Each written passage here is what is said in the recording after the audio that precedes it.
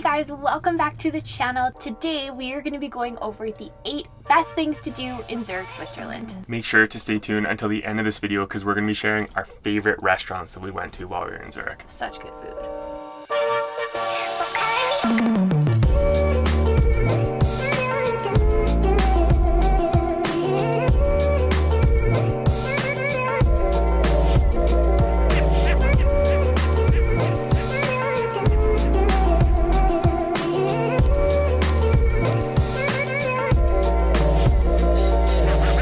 Switzerland is one of our favorite countries we've ever traveled to, so you are in for a treat.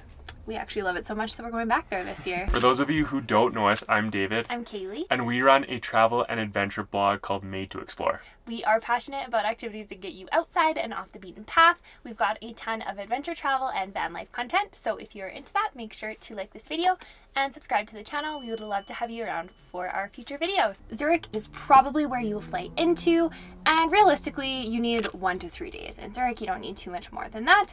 You want to stay in District 1 or as close to it as possible. We'll put some of our hotel recommendations in the description. All right, let's get into the list. Number 8 on the best things to do in Zurich is to visit the Altstadt, which is the historic old town in Zurich.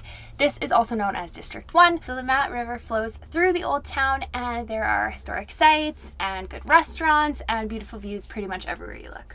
Next up on the list is Muhlesteg Bridge. This bridge is covered with thousands of locks. It was so cool to see. If you'd like to join the tradition, we would recommend going to a local shop. There are plenty in and around this bridge where you can buy a colorful lock and put your name on it and lock it to the bridge and then toss away the key, and it symbolizes forever love. Locked in love. If you are planning a trip to Switzerland, we have a travel guide for adventure lovers that covers all of our favorite places in this beautiful country.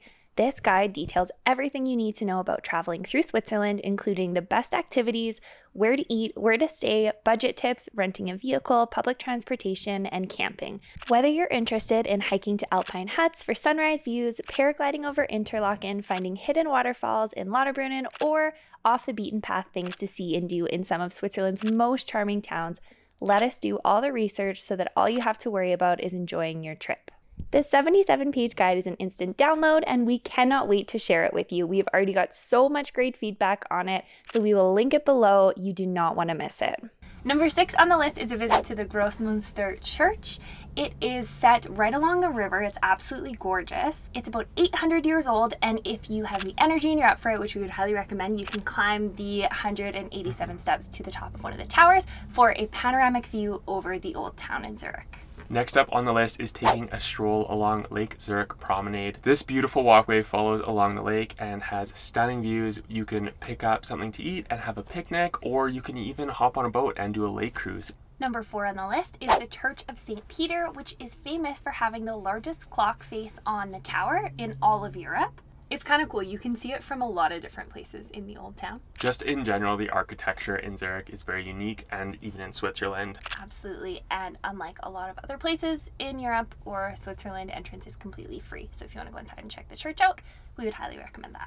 Next up is checking out the street called Augustinergasse. This street is so colorful and lined with flags. It is just a beautiful walkway to check out while you're walking around Zurich. Yeah, it's kind of a quintessential street to check out in this historic city. Okay, number 2 on the list is to visit Zurich during a festival. So they actually have several festivals throughout the year. We were lucky enough that 2 days we were there, they were having a festival at the beginning of September, and it was absolutely magical. The streets were all closed to vehicles and it was just pedestrian traffic. There was food trucks and food carts everywhere, which was amazing. There was live music in the streets, bars, like it was so cool. Hey? Yeah.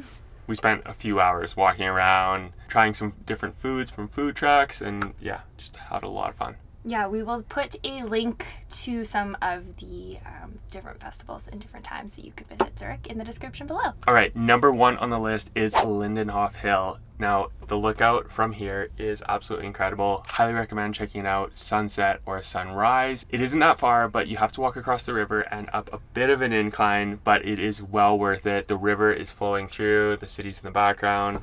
Just a beautiful place to hang out. enjoy. Okay, for those of you who have stayed to the end, thank you. We are now going to talk about some of our favorite places to eat in Zurich because you definitely do not want to miss the food, just in Switzerland in general, but... Yeah, this Swiss food is delicious. So good.